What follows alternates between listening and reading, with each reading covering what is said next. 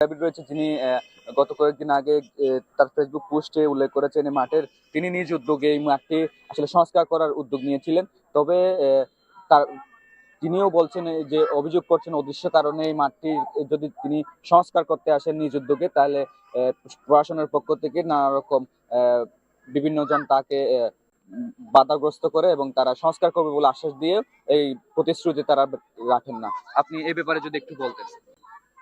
এ ব্যাপারে যদি বলতে চাই, আমরা হচ্ছি প্রথমত এই টুর্নামেন্ট আয়োজক, দ্বিতীয়ত হচ্ছে আমাদের আন্ডারে এখানে একাডেমি রয়েছে, ক্লাব রয়েছে।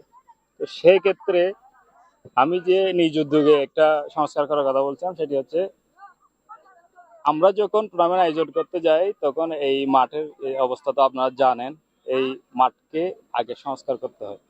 তখন কি হয়, আমাদের 5 থেকে 6 লক্ষ টাকা শুধু চলে যায় এই মাঠ সংস্কার করতে। তাও এটা হচ্ছে ক্ষণিকের জন্য। আমরা জাস্ট করলাম, টুর্নামেন্ট হইলো, টুর্নামেন্ট শেষ, মাঠও আবার নষ্ট হয়ে যায়।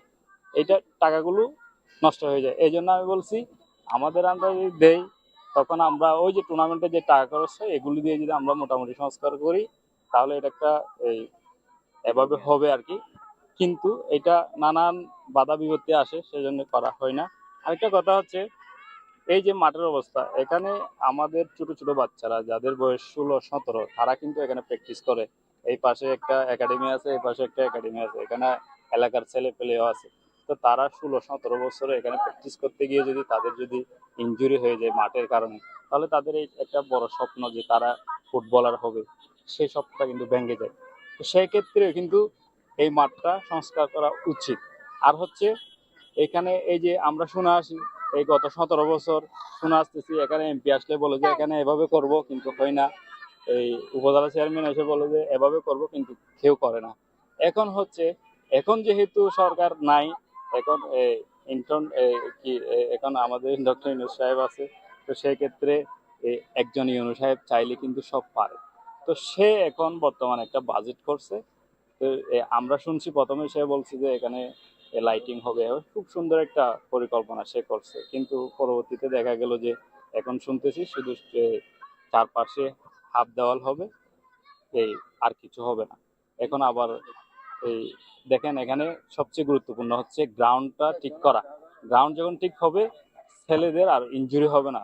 আর হচ্ছে এখানে লাইটিং যে একটা ব্যাপার থাকে, এই যে একটু আগে ক্রীড়া সংস্থার একজন লোক বললো যে আপনাকে এখানে মডেল আড্ডা হয় বা আপনি একটা এরকম প্রশ্ন করেছেন, কিন্তু এখানে যখন লাইটিং হবে তখন এখানে মদের আড্ডাটা হবে না। এখানে এটা হচ্ছে টেকনাফ একটা এলাকা মাদকের এই স্বর্গরাজ্য বলে। হ্যাঁ, এটা বাস্তবে। তো এখন যদি এই টেকনাফ যদি একটা সুন্দর মাঠ না থাকে, একটা স্টেডিয়াম না থাকে, তাহলে কিভাবে ছেলেপেলেরা মাদক থেকে দূরে থাকবে? এলাকায় আড্ডা দিলে তো এখানে মাদকে লেগে থাকবে। হ্যাঁ, তো এইখানে খেলতে পারলে, তারা সুন্দরভাবে যদি খেলতে পারে তাহলে মাদক থেকে দূরে থাকবে স্বাভাবিক। তো এখানে কিন্তু বাস্তব যেটা, এটা গ্রুপিং। এখানে এই মাগরিবের পরে এশারের টাইমে এখানে গ্রুপ গ্রুপ গ্রুপ বসে এখানে মদ খাই, গাঁজা খাই, যা ইচ্ছা তাই করে।